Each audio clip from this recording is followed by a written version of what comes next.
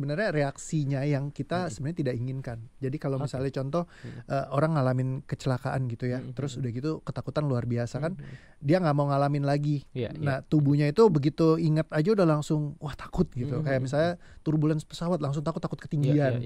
Nah setiap kali lihat ke tempat tinggi langsung takut. Ya yang menarik itu case-nya Mas Santosa Amin yang pengisi suaranya Suneo. Ya dia kalau tiap kali inget ceritain aja tempat tinggi itu tangannya langsung berkeringat. Oh iya, basah gitu ya. Basah. Basahnya tuh langsung yang sampai netes. Jadi banyak banget gitu ya. Jadi beda level dan kakinya juga basah.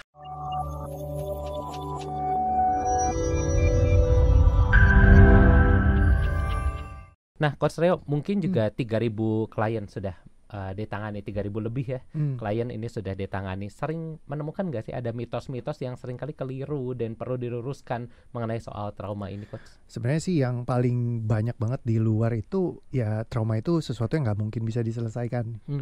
Ya kan, jadi kayak nggak mungkin trauma bisa hilang. Nah sebenarnya yang nggak bisa hilang itu lebih karena memorinya, ingatannya mungkin kita bisa ingat ya. Cuma kalau traumanya bisa hilang karena trauma itu kan reaksinya tadi. Nah jadi kalau misalkan reaksinya tadinya kita begitu ingat misalkan kejadian yang nggak enak, tubuh kita udah langsung kayak aduh kayak sedih atau berat gitu. Nah ketika hilang dia benar-benar hilang. Jadi ketika kita ingat sebuah kejadiannya jadi cuman sekedar memori aja, jadi ingatan aja. Nah jadi itu salah satu sebenarnya mitos yang paling paling kuat dan juga biasanya dukungan dari penelitiannya itu banyak. Ya, jadi ketika penelitiannya begitu banyak, jadi orang sangat meyakini bahwa ini seperti sesuatu yang udah ultimatum yang udah kayak pasti benar. Gitu. Padahal sebenarnya ya kita harus kayak open up dulu. Siapa tahu ada alternatif lain yang kita bisa telusurin gitu. Nah, makanya belakangan ketika saya ketemuin sistem ini banyak banget yang kebantu dan memang bisa dikalibrasi dan kita ukur semua. Jadi balik lagi kan kalau misalkan nggak ada ukurannya ya susah. Tapi kalau misalkan semuanya terukur kan jelas ya. Jadi misalnya kayak dari pas datang nih reaksi traumanya angkanya berapa, kita scoring dulu. Misalnya di levelnya angkanya 1000 gitu. Begitu ingat misalkan dulu pernah let's say ngalamin pelecehan seksual. Wah skornya 1000 gitu. Nah begitu selesai itu kita skor ulang dengan ukuran yang sama, alat ukurnya. Nah dengan BFI Index, Basic Feeling Intensity Index gitu. Ketika dia udah dicek lagi masih di angka 1000 atau sudah turun ke berapa, atau bahkan sudah ke titik 0. Jadi ketika sudah ke titik 0 dia sudah kosong. Jadi udah nggak ada reaksi apapun. Ketika dia ingat lagi, dia menceritakan lagi, itu sama sekali udah nggak ada lukanya. Tapi ingatannya masih ada. Ingatannya masih ada. Saya nggak bisa bikin orang lupa ingatan. Bukan tiba-tiba hipnotis lupa gitu, nggak bisa ya. Iya, karena kan yang sebenarnya reaksinya yang kita sebenarnya tidak inginkan. Jadi kalau misalnya contoh orang ngalamin kecelakaan gitu ya, terus udah gitu ketakutan luar biasa kan, dia nggak mau ngalamin lagi. Nah tubuhnya itu begitu ingat aja udah langsung wah takut gitu. Kayak misalnya turbulence pesawat langsung takut ketinggian. Nah setiap kali lihat ke tempat tinggi langsung takut. Ya yang menarik itu case-nya Mas Santosa Amin yang pengisi suaranya Suneo. Ya dia kalau tiap kali inget ceritain aja tempat tinggi itu tangannya langsung berkeringat. Basah gitu ya. Basah. Basahnya tuh langsung yang sampai netes. Jadi banyak banget gitu ya. Jadi beda level dan kakinya juga basah. Jadi it's very unique gitu dan sangat visual. Nah jadi waktu itu di record ya dari awal ketika tangan lagi basah banget ya sampai udah selesai dia terus diuji di Grand Indonesia tuh kan tinggi banget tuh betul. Di lantai paling atas atasnya ya yang di CGV. Ke bawah tuh udah baik-baik aja. Terus dia bisa santai nyender gitu yang tadinya sulit sekali. Terus kalau case yang bisa kelihatan tuh Kang Idoy yang dunia terbalik.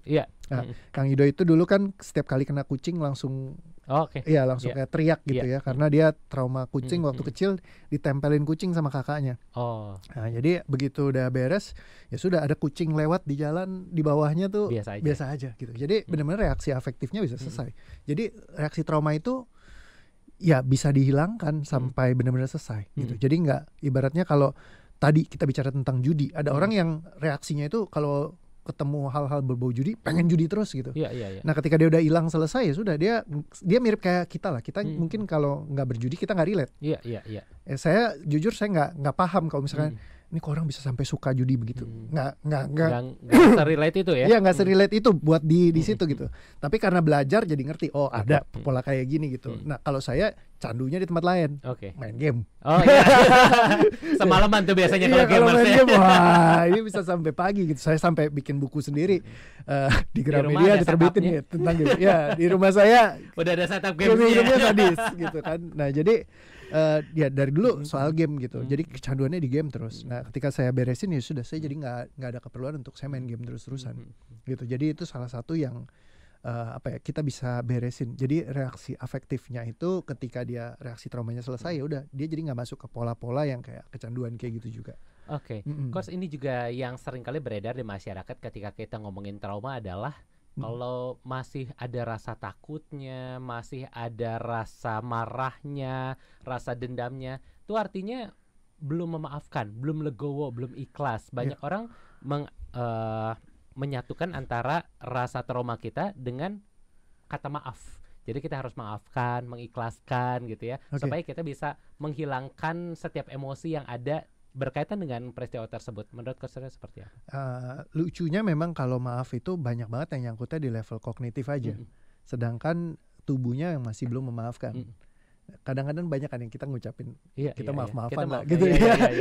Udahlah, saya mengampuni kamu, maafkan kamu. Tapi ngomongnya tuh ya saya ampuni kamu, saya maafkan kamu, tapi masih ada range-nya gitu. Begitu papasan tetap balik badan ya. Iya, pokoknya saya udah maafkan dia, saya udah ampuni, tapi saya udah gak mau ketemu lagi gitu kan. Iya, betul. Nah, ketika misalkan emang dia kosong, orang itu udah kayak orang biasa aja. Jadi kayak ketemu ya kayak ya mungkin mau interaksi, mau ngobrol ya oke. Jadi benar-benar bukan berarti harus berteman.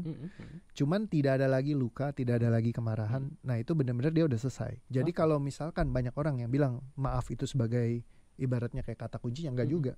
Karena banyak orang yang memaafkan di level psikologis, tetapi di fisiologis tubuhnya belum. Oke.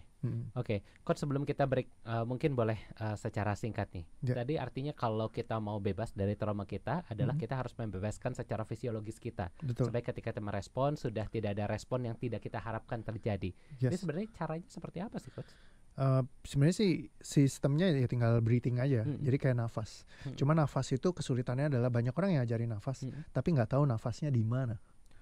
Jadi it's not gimana, tapi di mana. Jadi bukan bagaimana, tapi di mananya gitu. Ibaratnya kayak nafas itu kayak tusuk jarum.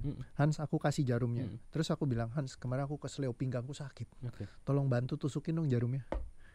Harus di pinggang ya? Nah, itu di tempat lain ya. Bingung kan tusuknya mau di mana? Soalnya kan kayak sakitnya di pinggang. Mesti tusuknya di sebelah mana? Tapi kalau buat mereka yang ngerti tusuknya di mana, kan mereka bisa pakai tuh jarumnya untuk nyembuhin. Betul. Tetapi kalau orang yang nggak ngerti, asal tusuk aja belum tentu sembuh ya. Jadi nggak sembuh. Makanya banyak orang yang bilang, mana bisa sih nafas doang nyembuhin gitu. Ya karena lu nggak tahu gitu. Tapi kalau misalnya tahu di mana titiknya, ya kayak tadi jarum, kamu tahu tusuknya di mana, itu lebih penting.